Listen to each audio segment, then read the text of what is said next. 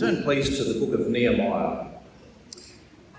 Nehemiah and chapter 1.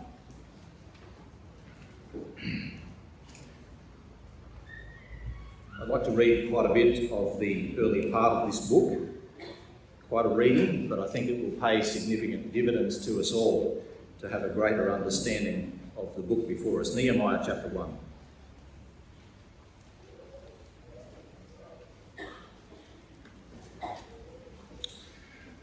If ever you need encouragement, turn to a book like this. Nehemiah chapter 1, and we're going to read from verse number 1. The words of Nehemiah, the son of Hakaliah. And it came to pass in the month Chislew, in the 20th year, as I was in Shushan the palace, that Hanani, one of my brethren, came, he and certain men of Judah, and I asked them concerning the Jews that had escaped, which were left of the captivity, and concerning Jerusalem. And they said unto me, the remnant that are left of the captivity there in the province are in great affliction and reproach. The wall of Jerusalem also is broken down, and the gates thereof are burned with fire. And it came to pass, when I heard these words, that I sat down and wept and mourned certain days and fasted and prayed before the God of heaven, and said, I beseech thee, O Lord God of heaven, the great and terrible God that keepeth covenant and mercy for them that love him and observe his commandments. Let thine eye now be attentive and thine ears open, that thou mayest hear the prayer of thy servant, which I pray before thee now, day and night, for the children of Israel, thy servants, and confess the sins of the children of Israel, which we have sinned against thee, both I and my father's house have sinned. We have dealt very corruptly against thee, and have not kept the commandments, nor the statutes, nor the judgments which thou commandest thy servant Moses. Remember, I beseech thee, the word which thou commandest thy servant Moses, saying, if ye transgress, I will scatter you abroad among the nations. But if ye turn unto me, and keep my commandments and do them, though they were of you cast out unto the uttermost part of the heaven, yet will I bring them from thence, and will bring them unto the place that I have chosen to set my name there. Now these are thy servants and thy people, whom thou hast redeemed by thy great power and by thy strong hand. O Lord, I beseech thee, let now thine ear be attentive to the prayer of thy servant, and to the prayer of thy servants who desire to fear thy name and prosper. I pray thee, thy servant this day, and grant him mercy in the sight of this man, for I was the king's cupbearer. Chapter 2, and it came to pass in the month Nisan, in the 20th year of Artaxerxes the king, that wine was before him, and I took up the wine and gave it unto the king. Now I had not been before time sad in his presence. Wherefore the king said unto me, why is thy countenance sad, seeing thou art not sick? This is nothing else but sorrow of heart. Then I was very sore afraid, and said unto the king, let the king live forever. Why should not my countenance be sad, when the city, the place of my father's sepulchres, lieth waste, and the gates thereof are consumed with fire? Then the king said unto me, for what dost thou make request? So I prayed to the God of heaven. We hear it again the second time. Prayer to God. I prayed to the God of heaven, says Nehemiah, verse 5. And I said unto the king, if it please the king, and if thy servant have found favour in thy sight, that thou wouldest send me unto Judah, unto the city of my father's sepulchres, that I may build it.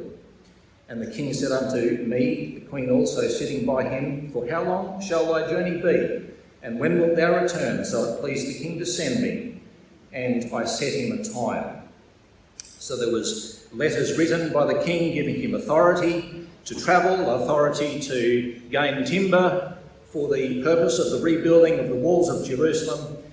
And verse number 9, just to skip down. Then I came to the governors beyond the river and gave them the king's letters. Now the king had sent captains of the army and horsemen with me, when Sanballat the Horonite and Tobiah the servant, the Ammonite, heard of it, it grieved them exceedingly that there was come a man to seek the welfare of the children of Israel. So I came to Jerusalem and was there 3 days, and I rose in the night, I and some few men with me. Neither told I any man what God had put in my heart to do in Jerusalem.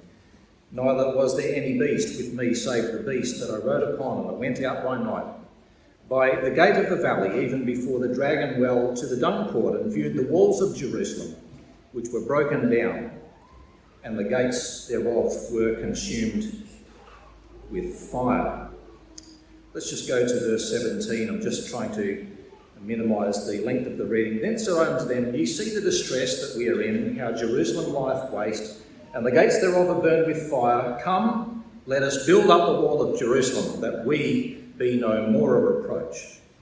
And I told them of the hand of my God, which was good upon me, as also the king's words that he had spoken unto me. And they said, Let us rise up and build. So they strengthened their hands for this work. But when Sanballat the Horonite and Tobiah the servant, the Ammonite, and Geshem the Arabian heard of it, they laughed us to scorn and despised us, and said, What is this that ye do? Will ye rebel against the king? Then answered I them, and said unto them, The God of heaven, he will prosper us. Therefore we, his servants, will arise and build, but ye have no portion, nor right, nor memorial in Jerusalem. Finally, come to chapter 13, the very last chapter of this book, because I just want to reach the end of the story, the wonderful story that is recorded for us. We need to have an end to the story. So we're going to read from Nehemiah chapter 13. And let's just read the last 2 verses. Verse 30.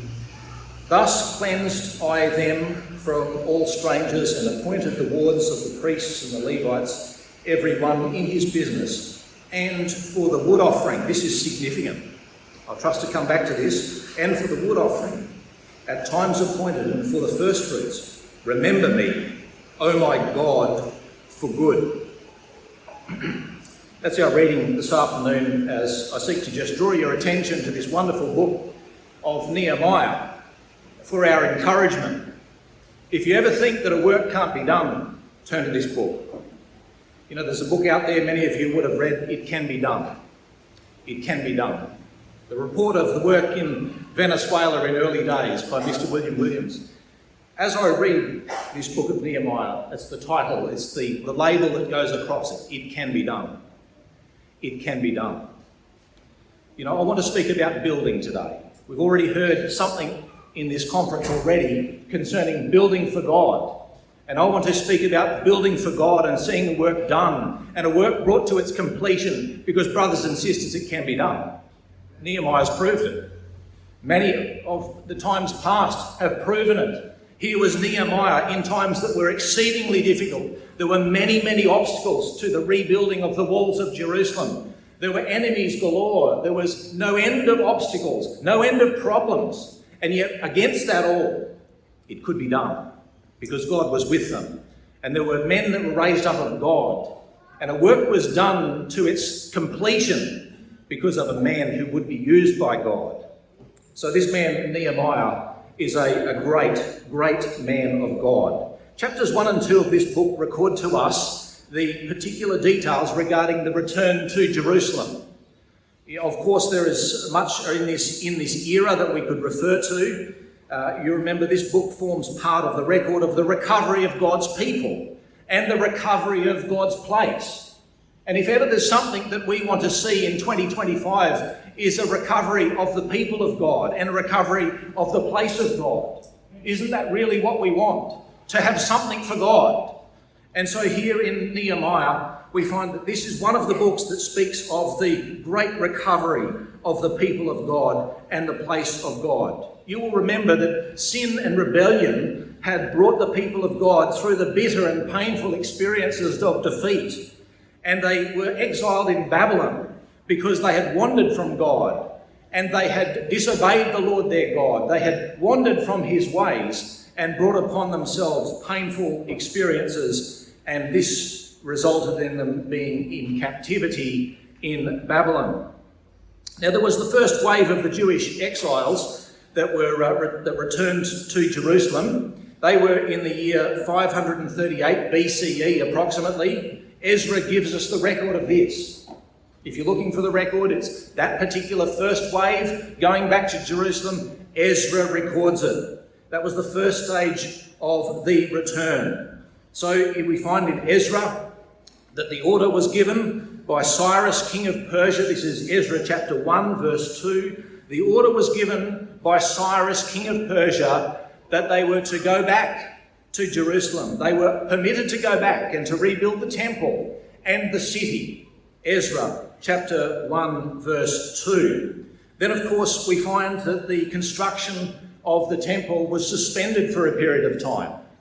It didn't have continuity with this building program, but the construction of the temple was suspended for a period of time by decree of Artaxerxes, the king. You'll read this in Ezra chapter 4 and 21. So it was suspended for a period of time, but then the rebuild project commenced again during the reign of King Darius.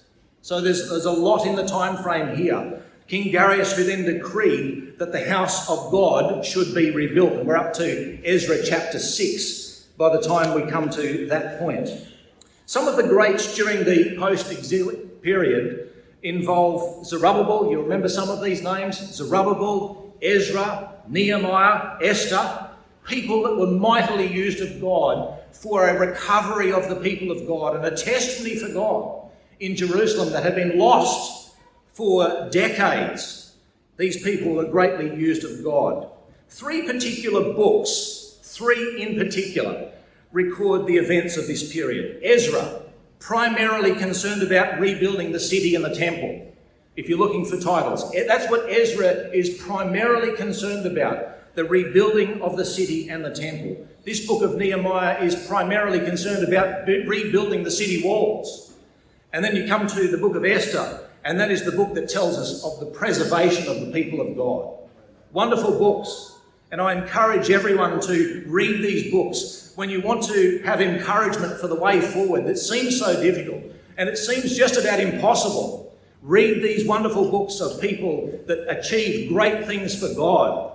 They rested in Him. They laid hold upon Him by faith and in fervent prayer, and they were able to achieve great things for God. Then, obviously, during this period of the post-exilic period, there were three particular prophets that stood out, and they are Haggai, Zechariah and Malachi. They cover the spiritual condition. Nehemiah is talking more about more to do with the physical conditions, the actual conditions and the state of the rubble, really, that he found when he got to Jerusalem, the rubble and the rebuilding work. But when you want to know the spiritual condition, you look at the prophets of Haggai, Zechariah and Malachi. Now, this man Nehemiah, he attracts my interest because of the man, the character of the man, the greatness of the man, the heart of the man. And I want to bring something out about this great man, Nehemiah. The name Nehemiah means comfort or consolation of Jehovah. And this man, he lived up to that name. He lived up to that name. What a man who brought comfort and consolation to the people of God. Do we have some amongst us? That's what we need more than anything. We don't need great orators, necessarily. We don't need people that are great influencers. We need people who are near to God, who know God, and have a desire for things after God and for the blessing of the people of God. We see this regarding Nehemiah. Comfort of Jehovah. He was a man who had a concern for God's people, and not only for God's people, but for God's place. He wanted God to have his rightful place amongst the people and to be receiving what was rightfully his. This was a man who had a heart after God. I think one of the greatest commendations of Nehemiah is found when he arrives in Jerusalem. We read it there in chapter 2, verse 10. When Nehemiah arrives in Jerusalem, the enemies of God, particularly Sanballat and Tobiah, it says, it grieved them exceedingly that there was come a man to seek the welfare of the children of Israel. What a commendation regarding Nehemiah. What a statement about this man. Have you noticed that so many times in the scriptures, things that were meant to be slanderously spoken are commendations beyond description? You remember it was said of the Lord Jesus, "This man receiveth sinners and eateth with them." How wonderful. It was said of the Lord Jesus, "He saved others, himself he cannot save." How wonderful. Aren't we glad for statements like that? And this that was said of Nehemiah in slander, he is a man who's come to seek the welfare of the people of God. My brother, my sister, I want to speak to everyone here. And I do trust that in your heart there is a desire after the people of God, for the welfare of the people of God. We need people to rise up in our generation whose heart is towards God and for the people of God. Here was a man, it says, he came to seek the welfare of the children of Israel. This man was moved by the operation of his heart. It tells us now concerning the timing.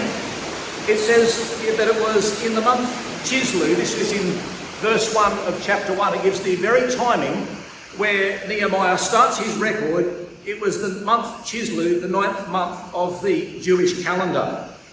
He tells us exactly where it was located that the news came to him, and he says he was in the palace.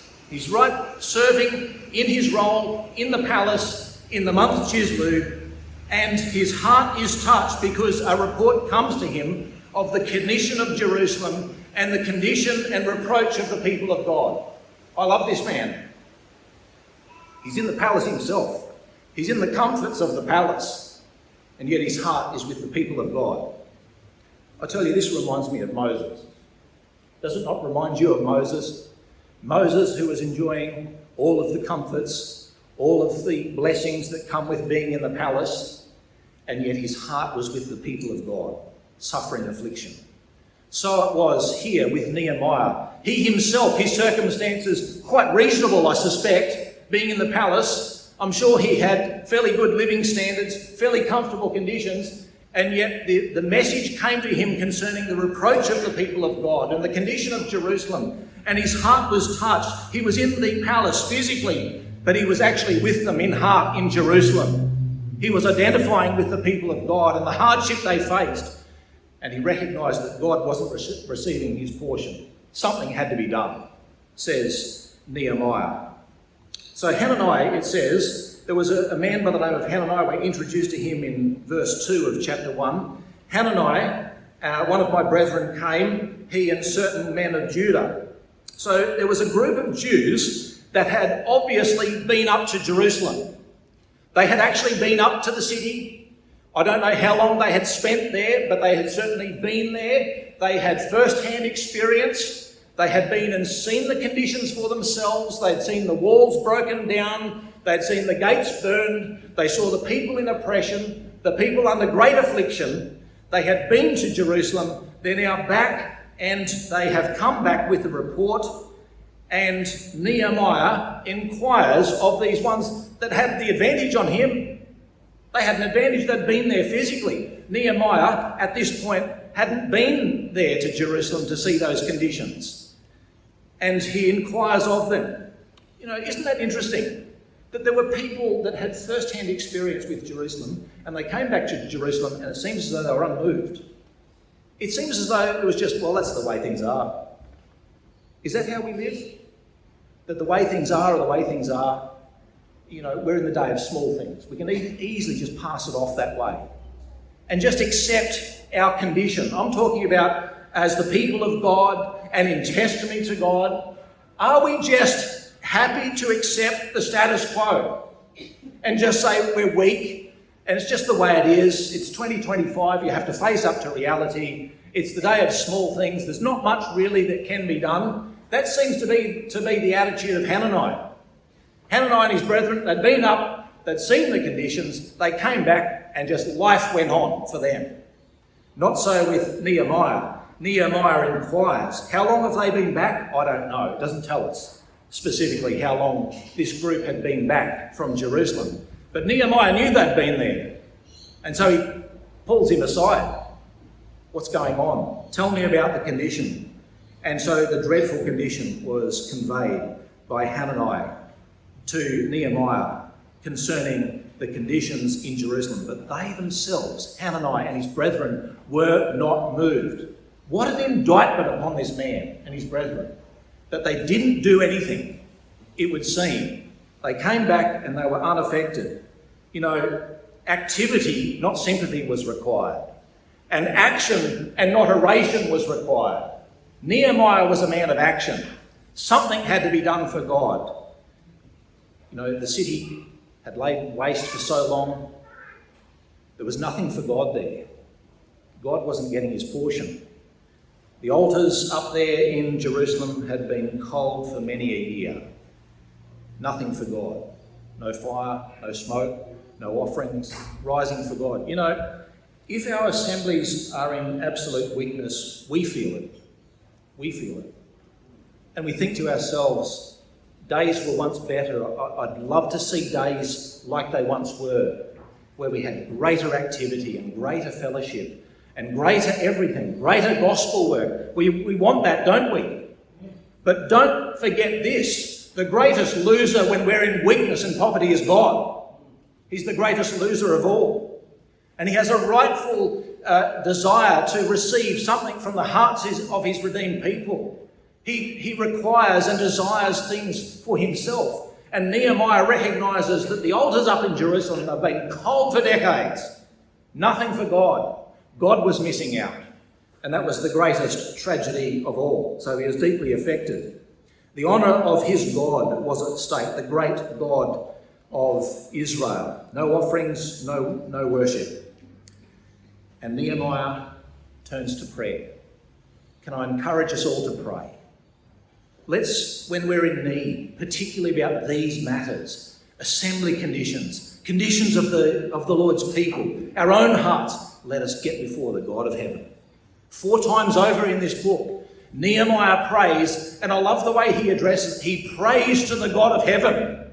He goes straight to the very top. He goes to the highest authority in the whole of the universe, and he prays to the God of heaven. He goes to the transcendent God. Haven't we got a wonderful resource in our God? He prays to the God of heaven.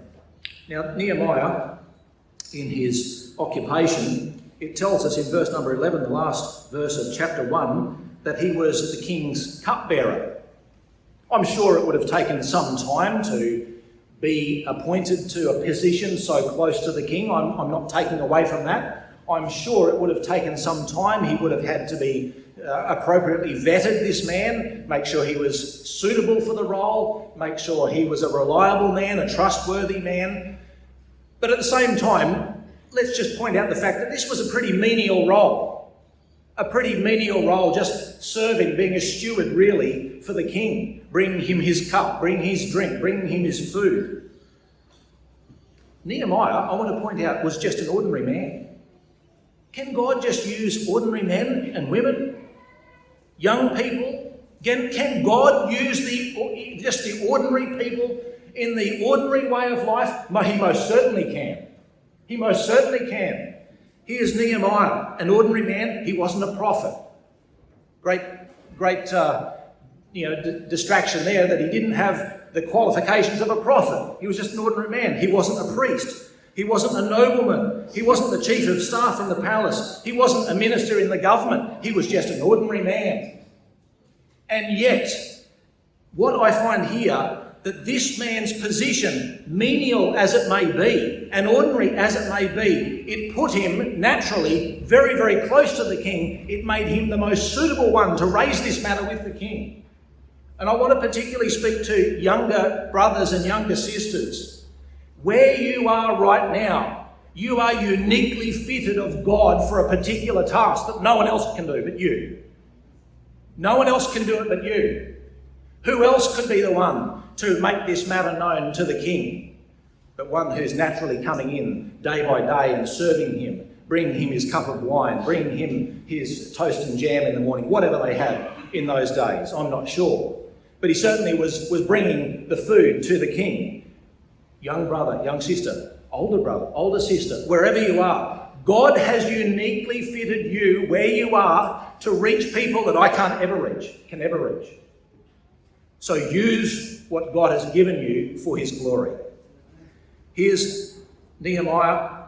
He's there placed in the palace, and he uses that to advance the affairs of God. Now it tells us here in verse number 1 of chapter 2, Nehemiah chapter 2, it tells us that this began in the 20th year of Artaxerxes, and we're told also that it was in the month Nisan. It's nothing to do with vehicles. It's although we do read in the Bible of Ford, Holden, Beamer and Nissan, none of them are vehicles. I just want to point out this was a month of the Jewish calendar. It was the first month. Remember when Israel were taken out of Egypt, and it was said that this month will be the beginning of months, it shall be the beginning of the year unto you. That's the month that became Nisan, if that's how you pronounce it. And what I want to point out to you, that Nehemiah prayed before the God of heaven for a long time, a number of months. He persevered in prayer. And I want to encourage everyone to persevere in prayer. It's not just a matter of praying once and leaving the matter altogether. It is a matter of getting before God with a particular need and telling the Lord about the problems and the condition in which you're found, and calling upon the God of heaven for his intervention and his help. So this was the month Nisan, which marked a new beginning. So Nehemiah prayed for 3 months before the God of heaven. And remember, we read in chapter 2 of how the king detected that he was very sad. Something was troubling him, and said, "What's the problem? You've never been like this before." Nehemiah, again, here's another character trait. He must have been a cheery man. With all that's going on, he must have been a bright one in the palace. What a blessing to have a believer in the palace. What a blessing that he was a cheery believer. He must have been, because he'd never been like this before. And the king detected it immediately when it says his countenance was sad because of the conditions. "What's up, Nehemiah?" Effectively, the king said. "What is this?" And Nehemiah, he's absolutely fearful. He could have lost his head over that, you know. It could be the end of his tenure, absolutely. At the very least, if not his life. And I love the fact, at the end of verse number 4, he says, "So I prayed to the God of heaven." Sometimes you don't have the ability to have a lengthy prayer. Sometimes you just need a quick contact with the God of heaven, just in the time that's given you. And it seems to me that right there and then, on the spot, Nehemiah prayed before his God and brought the matter before God, this urgent matter. And he told the king about it.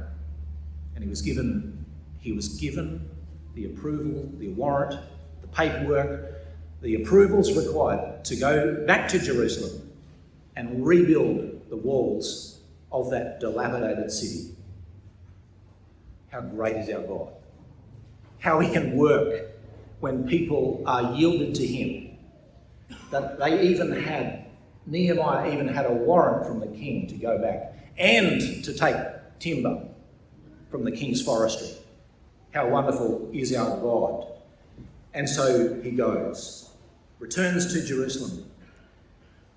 The next thing I want to point out, apart from the fact I've already made reference to it, these two enemies that particularly come up, Sanballat and Tobiah. They are typical of the constant enemies against the people of God. You'll get them everywhere. Sanballat seems to be the ringleader. If you read through this book of Nehemiah, ringleader. Tobiah seems to be the follower.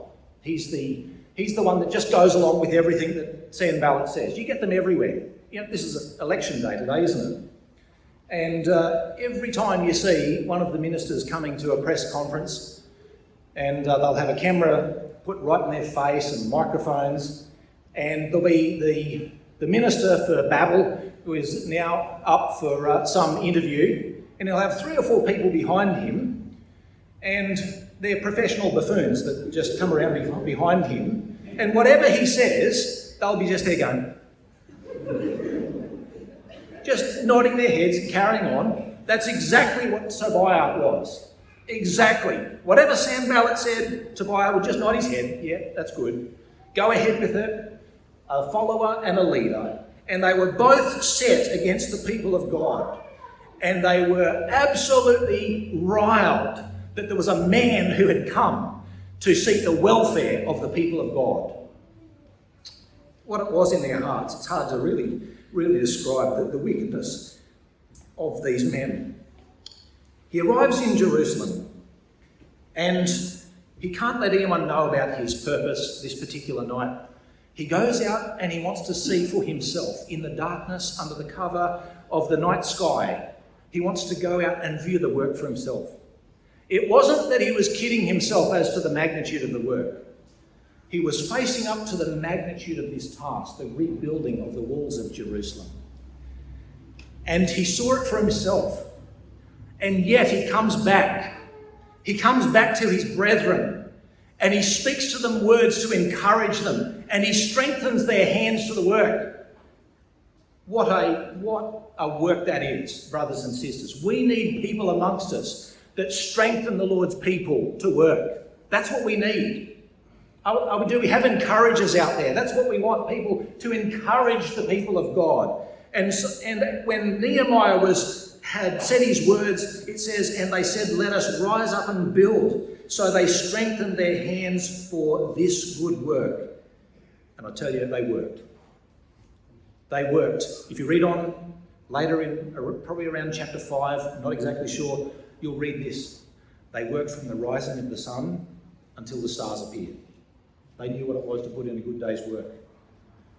And they worked. And they worked. And can I also point out that everyone was working? If you're in Assembly Fellowship, I could be talking to the youngest one here in Assembly Fellowship. Can I tell you this? God has a work for you to do. God has something for you to do that you uniquely can do. And if you don't do that work, we'll be the weaker for it. Everyone was working. There was the Levites working in chapters 3, 4 and 5 particularly, and 6. You'll find that's the record of the work. There were Levites working. There were priests working. There were rulers working. There were even the daughters of Shallum working. You think of them lifting stones day by day. The daughters of Shallum, this is chapter 3, verse 12. They were all engaged in unity for this work. And that's how it was completed. Of course, there were those that weren't working. There were some bludgers there, you know. It tells us there in chapter 3, verse 5, the nobles not their necks to the work of their Lord. There were people there who thought that they were above the work. What a discouragement that must have been to Nehemiah. Please, none of us should ever think that we're above the work. It could be that you could vacuum the carpet of the gospel hall for the glory of God. That is a dignified work. If you're doing it for the Lord, it's dignified. You could meet someone in need and take them morning tea. Someone in isolation, that's the work of the Lord. There's dignity in that. Don't ever think that something is below you. Mowing the lawn of the gospel hall for God is dignified. It's not all about being up here. There is so much to be done for the Lord. And I see my time is gone. I must conclude my remarks. But they were all working. They were all pitching in together. They worked from the early hours of the morning until the stars appeared. And the work was done in 52 days. Go back to the very beginning. There would have been hundreds who would have said, impossible. Impossible. Can't do that. Well, it was in 52 days. Because these people got before God, led by Nehemiah, who prayed to the God of heaven. And the work was done. The walls of the city were restored. And the reason I asked you to turn to Nehemiah chapter 13 to read those last verses, and I'm just going to, because of the sake of time, I'm going to have to conclude here.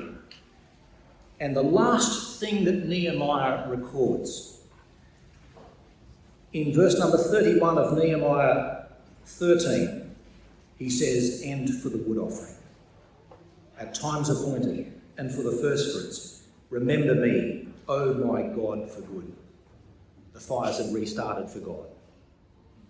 Once they were cold for 50 plus years, nothing for God. God was not receiving what was rightfully his. The worship of redeemed hearts had been lacking because the city was overthrown. The enemies had taken the place.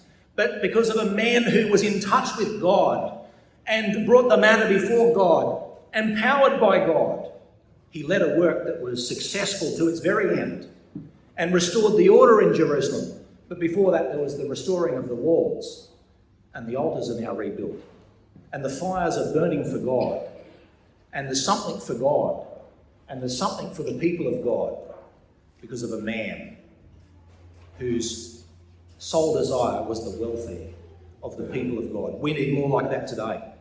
We need young men, young women, older men, older women, of whom it could be said their concern was for the welfare of the people of God. I trust this may be a help to us today.